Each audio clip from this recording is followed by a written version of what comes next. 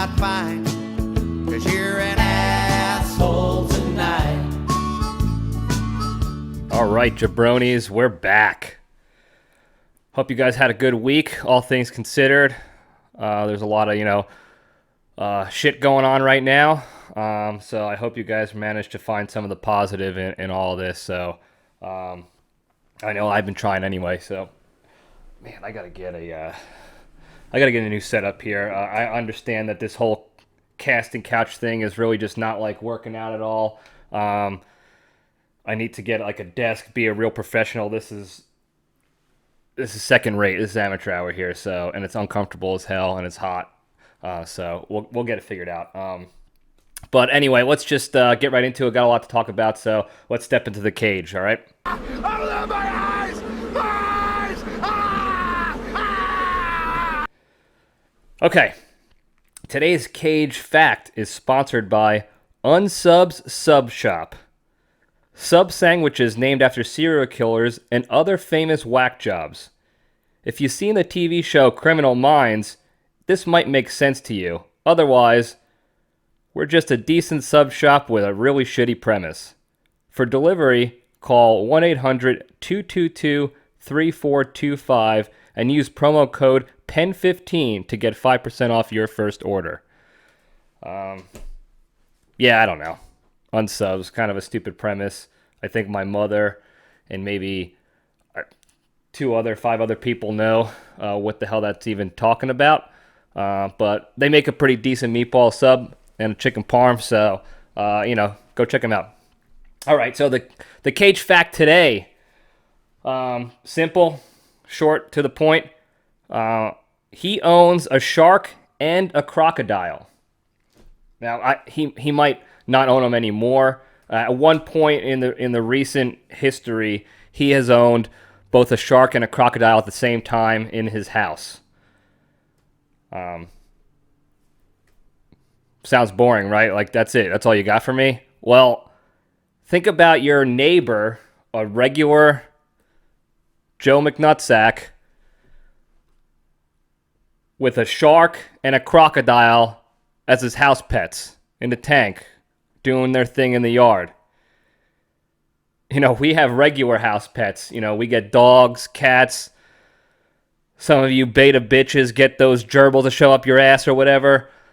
Nick Cage gets sharks and crocodiles, okay? So if you think that's boring, then I don't know what to tell you. But I thought that was pretty incredible and good on him, He probably sold them just to pay back some of that tax money he owes, but at one point he owned them both at the same time, okay? Cool. So moving on over into the poll this week. So the poll question was, who would you rather have as a coach? Gordon Bombay from the Mighty Ducks or Jimmy Dugan from League of Their Own? Now, I like this question here. Initially as kids, both these movies, the franchises, or I guess all the Mighty Ducks movies, and then League of Their Own, they're all made, for families. The Mighty Ducks was for kids mainly, but it was for families. Everything, they were both feel-good movies at the end, and as kids, at least I did, initially you liked both characters. I loved Gordon Bombay. He was awesome. He got the championships. He was great. Quack, quack, quack, Mr. Ducksworth, the whole 9 yards. And then Jimmy Dugan, of course, how can you not like him? Super crazy out there kind of dude, screaming at umpires and people, and you loved him. But really, if you think about it, this is just the clash of the anti-heroes here. Both these characters were alcoholics. Both of them were coaching for bad reasons or against their will. Both were extremely selfish initially, at least in the beginning of their movies. Both were just real problems right off the bat. And they were not good guys, okay? You got Gordon Bombay. Now, he was a legit hockey player, a legitimate good hockey player with a future going on up in the world of hockey until he had that crippling knee injury. And then, he had to stop. He became this big hotshot lawyer. He also became an alcoholic. Okay, now as a coach, throughout the movies, he's a good coach fundamentally. There's not a lot of people who are really good at a sport and then can also teach that sport. You know, they have that saying, those who can't do, teach. Well, he was able to teach the kids, you know, good fundamentals. He was able to, you know, to teach them how to exploit the weaknesses of their opponents so that they can come out victorious. He was able to maximize the talent he had on his team and figure out the best way to make them the most effective. So he was a good coach in that regard. So if we were talking, you know, the better coach, it'd probably be Bombay in that regard, you know. But he didn't even want to coach, you know. He got this court order to tell him to coach because he got a DUI or something like that. I think it was a DUI, right? I don't remember. But the judge told him, you know, this is a bold move by the judge, by the way. He said, you know, you're drunk all the time. You can't drive. We're going to suspend you from lawyering, and we're going to put you in front of these kids 24/7 until you can get your act together. And if initially you're thinking this is the stupidest move you can make as a judge, you know, just give them some jail time, fine them, and be on your way. But no, he makes them coach. And in the beginning, it was a terrible decision. You're thinking back, this judge is an idiot, because what does Gordon Bombay do with his limo that he gets to be driven around in? That's what you get when you get a DUI. When you're a rich hotshot lawyer, you get a limo driver. He makes the limo driver drive out onto the ice of a pond to have to go talk to these kids, assess the situation with these kids. What are these rabble-rousers doing on this pond? Let's drive out there and see what's going on. And you're thinking, holy shit, this judge was an idiot. These kids are all going to die right off the bat. Movie's over 10 minutes. But, I mean, it worked out for him. The judge, at the end of this all, he comes out a genius, if you think about it. I think he just got lucky, but holy cow, what a move on his part, because look what happened to Bombay and the Ducks since then. So good on the judge. That was a real ballsy call by him. But, again, Bombay, good fundamental coach. He did unite his teams on several different occasions. However, he had to reunite them based off of rifts that he caused. He was the reason why the team was up in arms and separated most of the time and all that infighting, so he had to pick up his own pieces. Okay? He was also super selfish. All right, I don't know if you noticed this, but pretty much all he tried to do was sleep with any female that was in any movie in the entire series. Okay, he tries to immediately sleep with Charlie's mom in the first one. So that's what I'm an alcoholic, I'm a lawyer, let's do this thing. I don't care about these stupid kids. Let's do this. All right? He goes after the Icelandic trainer or whatever she was in D2, have ice cream with the enemy. We all remember that one. Greenland's made of ice, Iceland's very nice, you know. And then at the end of that movie, he goes back and puts the moves on the tutor, the kid's tutor. So he just keeps switching back and forth. These are not cocktails, Gordon. These are human beings. You can't just switch back and forth on what's the flavor of the day today. These are human beings with emotions and feelings and lives that they got to deal with. They don't need you coming in and out like an animal. Think about that, you son of a bitch. And then he's selling out to Hendricks Hockey, get those big coaching deals, get the cardboard cutout, wants to get that stupid coaching loafer peddled to the shoe company. That's what he's thinking about? A coaching loafer? Nobody wants that. But he did have his coming to Jesus moment, in all the movies pretty much. He's out there skating on the ice by himself on the pond in the first one, and then he's doing a little rollerblade, how you doing, in the second one, kind of think things over again to get back to what's important in life. So he did do that, and he did bring multiple championships home with the team, which is big. That's why you play the game. You play to win the game. Hello? You play to win the game. So he did that. But, I have a hard time getting past his whole embarrassing cardboard cutout charade that he tried to win back the kids with, the team with. where he puts the destruction and the fire in a barrel. So not only does he have a cardboard cutout of himself, and he's a coach of a youth team. He's not even a real coach. Like, these kids can't even drive or shave yet. And maybe Fulton and the other Bash brother can, but the rest of them certainly can't. And he's, got these cardboard cutouts like who the hell he is. And now he's trying to do this whole dramatic scene to get back in the good graces of his own team. And he just starts dousing this cardboard cutout in a barrel in the middle of the wildfire capital of the country, California. So he cares more about, tricking his sheep team into liking him again, so he's the cool coach and he's back again, than the fact that he could be setting the entire state on fire. We've seen it in recent history that the entire state goes ablaze because of some cigarettes or something like that. Not a care in the world for him. Dugan, on the other hand, also a legitimate athlete in his day, a legitimate baseball player, also ended his career on a crippling knee injury. That guy can barely walk afterwards. He was also a big-time functioning alcoholic. In the beginning of the movie, he was a giant alcoholic. He couldn't do anything without booze in him. And he was coaching also because he needed the money. And they told him, Harvey Bar guy told him, hey, it's this job or the highway, buddy. So how you going to pay for your booze? So he took the job out of that. It wasn't for love of the game just yet anyway for him. And he took it, so he can go drink. And then he was virtually non-existent for half of the season. So you got a new league. These women are trying to play baseball while the rest of the Major League Baseball is out fighting the war, World War II. And they're looking for somebody with some leadership and knowledge to help get them through this new challenge for them. And he's not even there. He's out there getting drunk and sleeping all day like a goddamn idiot.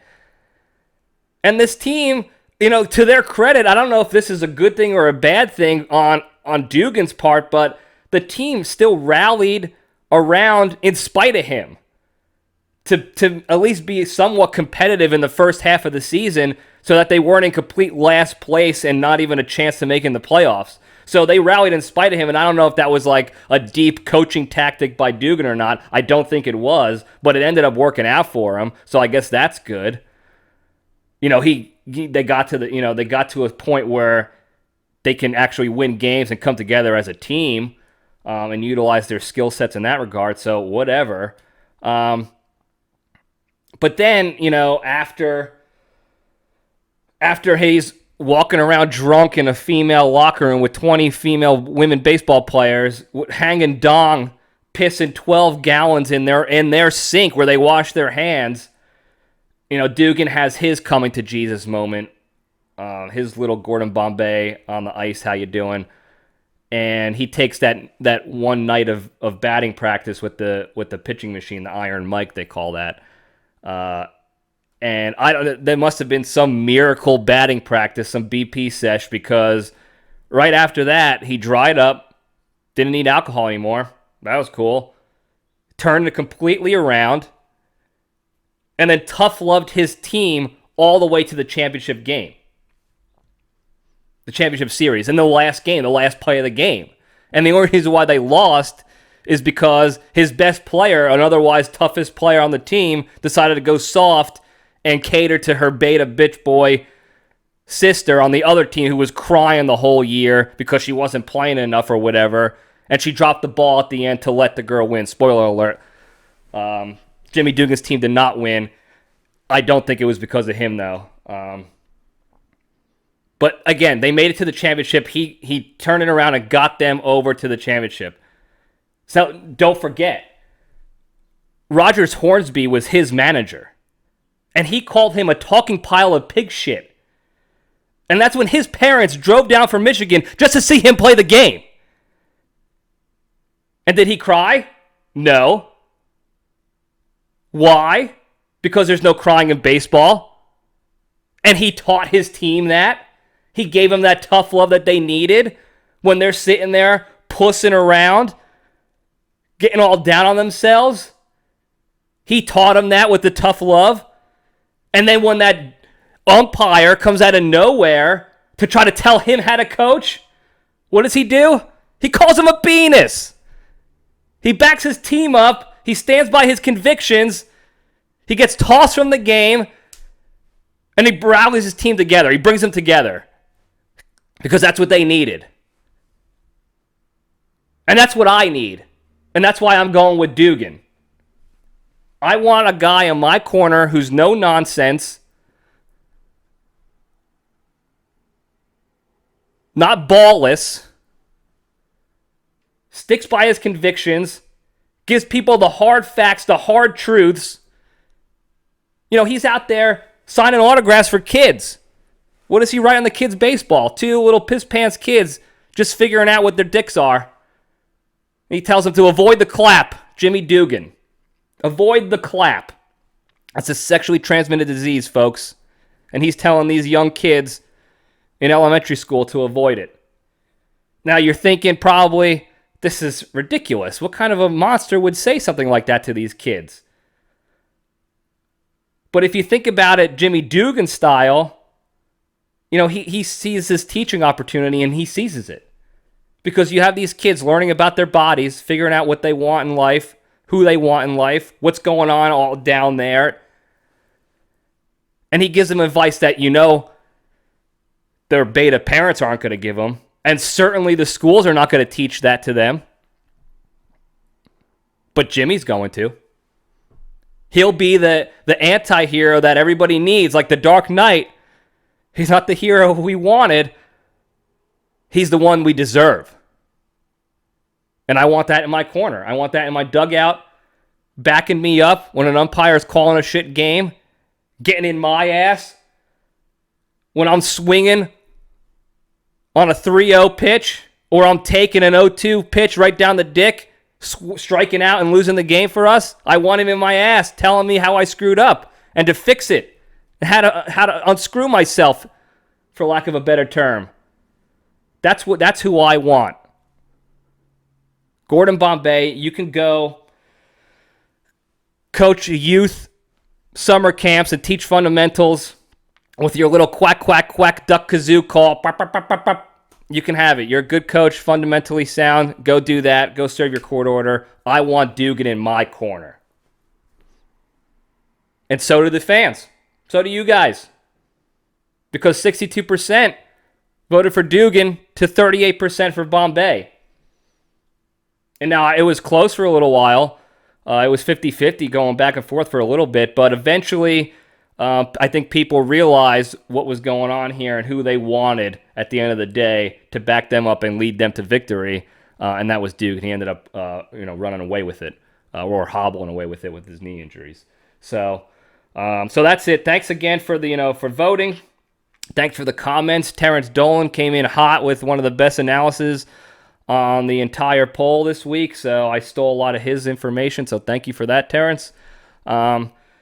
Next week, we're going to try something different. We're not going to do a poll next week. We'll keep that in the holster, in the hip pocket for another week, and maybe we'll alternate segments. But next week, we're going to start a segment and give this a shot. We're going to call it the Stugotz of the Week. Now, in Italian-American slang, Stugotz means penis, dick, your schwatz. That's what they call your twig and berries, your package, your how you doing. In this sense, a lot of times the Italian Americans use Stugotz as a term to call people out, call them a prick, a moron, an idiot, a Stugotz. All right. So what we're gonna do is we're gonna find the Stugotz of the week, find the moron out there in the media or doing whatever. It might be a person, it might be an entity, it might be like the NFL or the MLB or some whole organization doing something stupid and needs to be identified and called out, and we're gonna give it a shot, on the show and see how it goes. So be on the lookout for that. First week, Stugotz of the Week will be next episode. It's not gonna, as much as I want to, it's not gonna be politicians. Can't talk about them. They're the best, easiest material going these days. I could talk all day about about that shit show, but every other TV show and media source is talking about them anyway, so you can get that from them. We're gonna keep it out, out of the political ring and onto something else. So we'll do that then. All right. So moving on over to the Jabroni Junction, we're gonna discuss something that I guess the media's not really discussing. Now, this is in light of the recent, murders and protests and riots and everything in the wake of that the past week and a half. This is all before it, so we're not getting into that. We're talking before it. But we're talking about things that were in the news initially that the media snuffed out to keep pushing the COVID doom and gloom. So around May 20th-ish, we got some NASA scientists coming out publicly revealing that during a project that they were doing, they discovered some irregular particle activity, like neutrino particles or some science stuff. It was irregular. They didn't know what it was going on and why it was doing it. And now this is the second time in a number of years, a couple years, where this has happened, where they didn't have an answer. And they came up front. They were up front with us and said, right off the bat, there are a couple theories as to what it could possibly be. But one of those theories is that it could possibly be evidence of a parallel universe where time runs backwards to ours. And they even said, it's a long shot. It's crazy talk, but, it's fun to think about and fantasize about. And it's one of those, it's a legitimate theory based on the little evidence they have. Now, we all realize that it's a long shot. That's fine. We get it. We understand that it's just one of several theories that they have because they don't have any other answers. So just in times like these, when it's just COVID stuff nonstop, let us fantasize about it being real. Why not? A lot of us were sci-fi fans as kids. I certainly was. And that's what we like to think about. Let us think about the reality of a parallel universe. We always thought about that as kids. I love to think about the notion that there was some alternate reality out there, especially in the Libretti household when we were constantly getting in trouble for doing stupid shit, getting hit, getting beat, getting the Carol Libretti clench where she clenches your face with her claws, her talons, enough that the nails dig into you, but not enough that you get scars or cuts. It was a brilliant tactic. Super effective, but I wish it went away. So I always, of course I would wish for a parallel universe where time goes backwards and it just erases all my wrongdoings so I'm not getting clenched every 3 days. Because in my brain, that's how it worked. When it went backwards in time, it erased everything too. And that's at least what I wanted. So that's what I was hoping for. But of all the times for the media to fact check things for us, they've gone over a decade now of furloughing all their fact checkers and just printing the headlines that sell the most, how the highest ratings, highest clicks, most controversy, most doom and gloom. That's what we were looking for. They decide now to hire back their fact checkers. They get all their media scientists out of the woodwork to go tell us that, hey, slow your roll, guys. We got incorrect headlines here. These are very disingenuous headlines about a parallel universe, and we want to tell you the truth, finally. And that it's just one of many theories, and you're an idiot if you think this is the theory it's going to be. So we just want to sully that for you right now. And we want to get back to the COVID stuff. Instead of helping us fantasize, get us back, get us talking about something else and something a little lighter, when all we're talking about is death numbers, COVID virus, stay in your house, don't leave, you're going to die, you're going to kill us all. Parallel universe? No! You idiots. There's no parallel universe here. There's nothing behind the curtain here. Every Google search since then, I've been looking it up. The headlines of every article since then, that 20 May article, has said, the truth about the parallel universe. Here's the truth. Here's the truth. It's not real. Here's the truth. All these misleading headlines, we're giving you the truth finally. Of all the topics to give you the truth on, here it is, right here, the parallel universe. Before that, About 3 weeks before that, I don't know if anybody even realized it, but the Pentagon came out and released 3 videos confirming UFO sightings and stating that in their release that these videos are confirming the sightings of UFOs here, at least in America. We're confirming it.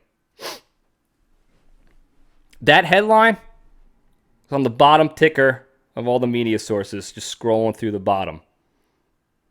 Not a lot of play on that, and they kind of snuffed that out after initially saying it. It was like in between the weather and another bar graph of the COVID deaths, just to remind you that there's a pandemic going on.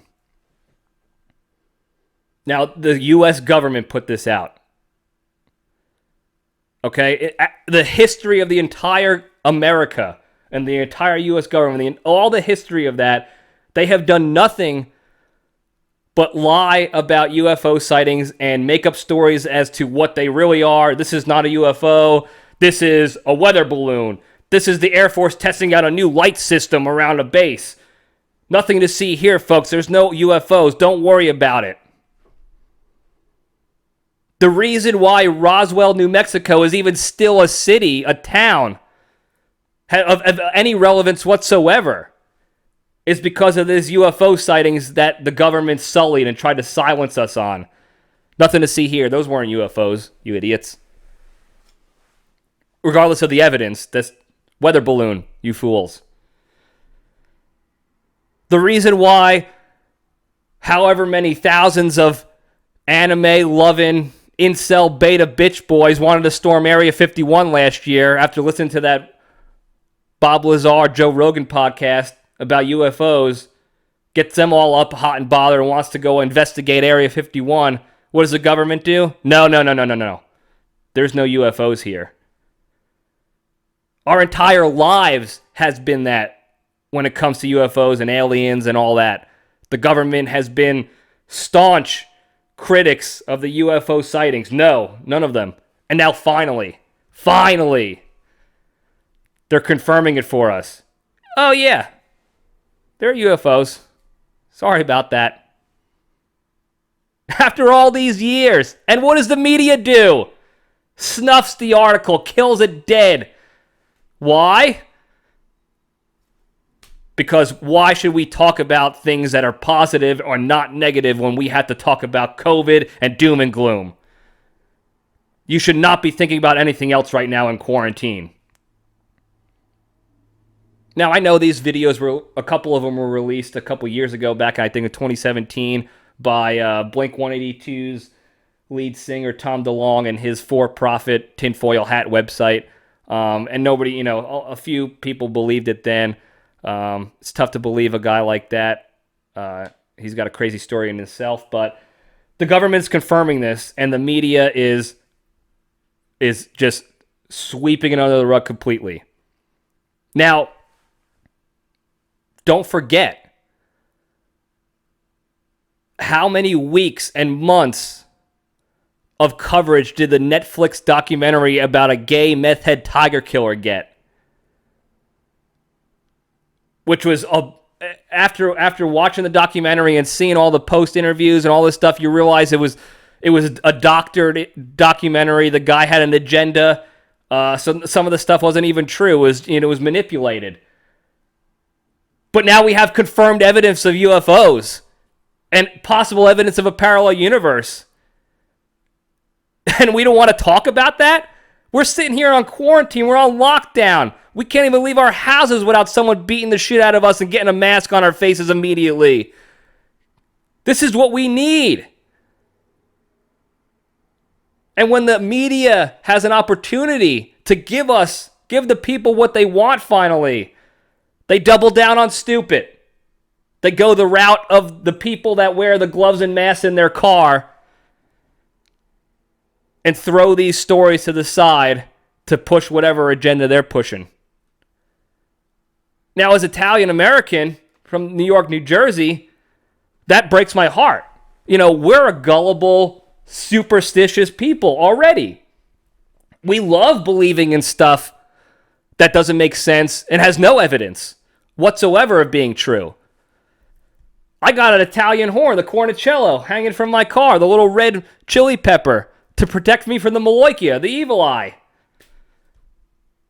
What is that? What is the Maloikia, the evil eye? There's no evidence of an evil eye roaming around trying to get us, this evil spirit. But you bet your ass I got that red chili pepper protecting me. And you better believe I'd have it in the parallel universe too, where the evil eye probably exists more so than it does here. We love that stuff. That's what we're built on, the blind loyalty. That's what we need. We feed off of it.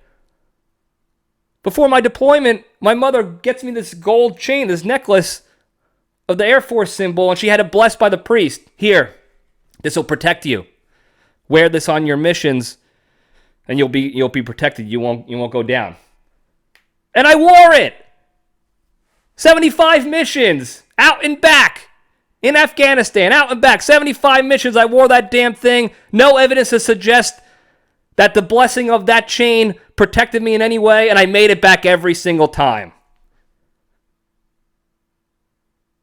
So, of course, the idea of a parallel universe with actual evidence to back it, of course, confirmed sightings of UFOs are going to get me going down that rabbit hole.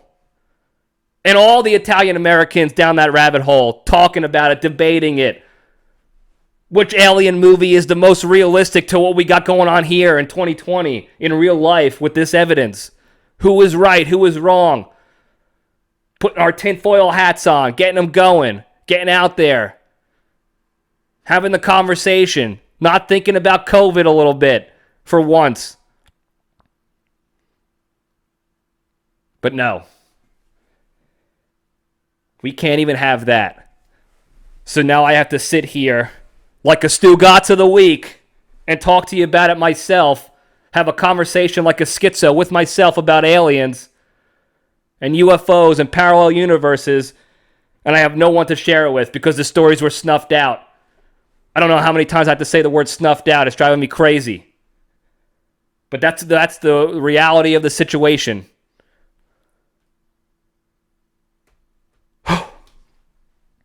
Now I'm hot and bothered. I wanted to be real so bad. And I know, my friend, I got a lot of friends who don't believe in that crap. I get it. You're too busy with real shit. I understand.